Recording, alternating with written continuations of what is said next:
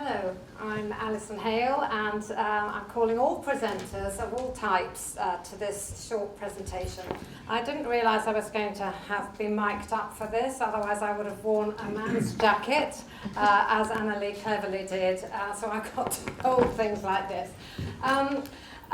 Now this is what I want to talk about. I want to talk about putting the present back into your presentation. And this picture is a proper picture which I took last Christmas when I got a box from Carluccio's with nothing in it. And how disappointed you can imagine I was. I was looking forward to a whacking great panettone, and this is what I got. So this is what we're going to be talking about today, and I want to look at how there are 3 points of impact in giving any present, and if we look at raising our game in each of those 3 impact points, that you can actually triple your impact when you present. So just a little bit about me, because some of you I'm sure don't know me. My name is Alison Hale. I'm the MD and founder of Oxford Professional Consulting, and we specialise in leadership communication. At the moment I'm doing a lot of work with public speaking, especially for people who are nervous presenters. And as you can see on this slide, there are various things that we combine into our special approach. I won't say anything more about what we do, I'll just carry on to the question of the gift. So, I worked out in my head that there are probably 4 different types of presenters, and hopefully we've got one of each type in the room. I won't ask you to identify yourselves, but please just think inside your head, are you a good presenter who's always wanting to improve, you like feedback? Are you a good presenter who is very confident and totally complacent, doesn't want to be given any feedback, knows that they're good enough and or brilliant? And then there's the reluctant presenter and the totally terrified one. Okay, so work out which one you are, and then ask yourself, where's the gap? What is it that would be a useful thing to learn in the next 10 minutes? So, tripling your impact, I'm going to talk about 3 different impact points, as I said. The outside of the gift, the inside of the gift, and then the value in how you deliver it. First of all, there's the wrapping. Now this creates anticipation, it creates expectation, and it's expectation of value. As you can imagine, when I got that huge red box arrive at my doorstep before Christmas. Now, when you're giving a presentation, this first impression is you.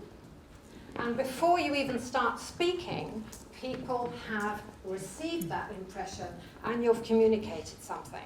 You want to show that you're confident, that you're at ease, and that you're prepared, because that way people are going to listen. So how can you do this? And I'm just going to mention 3 ways. The first is how you're actually being, and this depends on your mindset. Do you feel confident inside your head? And then on your body language. And how your mindset is will affect your body language and your posture, and how your posture is will affect your mindset. So if any of you are slouching now, just sit up and sit with good posture, and you'll feel how you draw in confidence just by changing your body language. So that's one thing. The other thing is your position in the room. Now I've seen people stand here in a previous business in Oxford with cards like this, and they look very nervous. And that's not giving an impression of being confident at ease. I also saw at the Literary Festival recently a very confident speaker, but she stood so that she was half in the light of the slides and half in the shade. And that was distracting to the people in the audience. They were looking at this half light, half dark face, and they weren't concentrating on what she was saying. So always get into the room first and have somebody tell you whether you're standing in the dark, whether you're standing under a spotlight, which makes you not look as riveting as you could. And the third thing is your attention grabber. Now, many presentation trainers talk about the attention grabber. Could be a statistic, could be a question. It's the first words that you use to actually start your presentation. And in this case, mine was the picture. So that's the third thing. But before you even have your attention grabber, you will have made an impression. And that's what I wanted to bring to your attention today. So the next thing is the gift itself. So this is inside. And you want to think about who's it for. Now, when you're choosing a present for a real person, a real present, you think about what they like, what their hobbies are, what will engage them, what they'll love. But most of us don't do that when we're creating the content for our presentations. What we tend to think about is what we want to say. It's like giving something you don't want from your wardrobe as a present to somebody. So start thinking about your presentations as you would about a real present. What would really engage them? What would they love? What are they interested in? And then you've got to choose it for that recipient who you've thought of. And you want it to be relevant to them, engaging to them, and memorable, so that it's got a bit of a magic pop out of the box, like the picture there. So relevant information. Stories are always good because they engage and they interest. Facts, interesting facts, and then stories and examples. And these days, we often add kisses, don't we, when we're sending a card to a friend or a present to a good friend. So I'm suggesting that you keep it simple and structured. If any of you know the old mnemonic, which was KISS, keep it simple, stupid, I think it's better to keep it simple and structured and engagingly signposted. Because if you don't tell people where you're going, with what's happening, what's going to happen, and then tell them where you are in the pathway, they can easily get confused or distracted. And as I told you, I was going to talk about three things: the outside, the inside, and the value of how you deliver. And so I'm now going to move on to my third point, that's a signpost, and look at how you deliver and who delivers.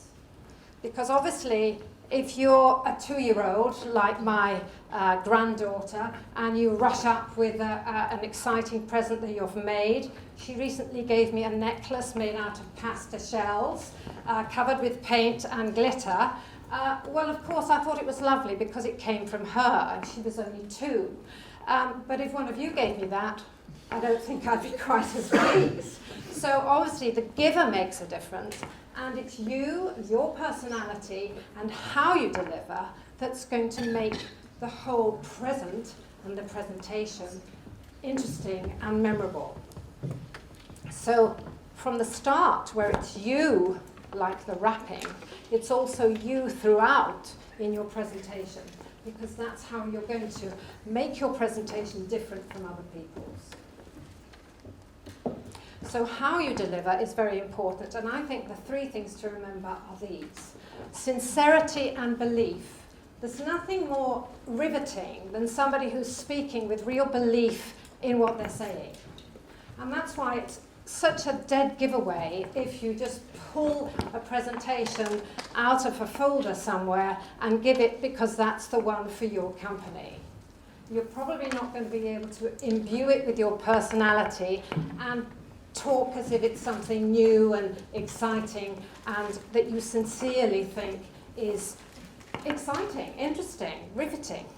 Now, the eye contact's important. As you can see, I'm trying to have eye contact with everybody because eye contact can tell you what your audience is reacting like, but it also allows you to engage with each one, and it's much more interesting to watch somebody who's actually including you, seems to be speaking to you. And it also shows confidence. You know how if somebody's not looking or is always looking at their PowerPoint, it doesn't allow them to show you that they know what they're talking about. And the other thing is clarity. We have to be clear. The signposts and the structure help us to be clear, but also a clear voice that's loud enough. And if you're using a microphone, you should have done, which I didn't do, check whether everybody can hear you. Can you all hear me well enough? Because I've nearly finished.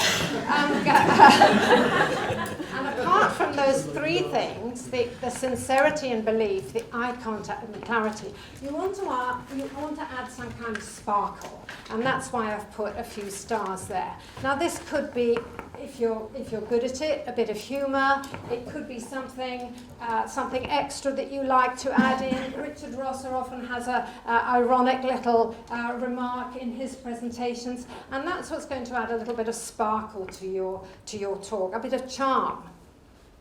So that's important too. So to wrap up, remember the 3 points of impact where you can focus when you're doing your next presentation. Your very first impression and your mindset and your attention grabber. Then the content, think of the person you're giving it to, think of it like it's a gift. And then finally, how you delivered it, because that's going to make a really important impression on how well it's accepted. So that's all I'd like to say today, but contact me if you'd like more information. And I'm particularly interested in working with people who are the terrified ones in the first slide. Thank you for your attention.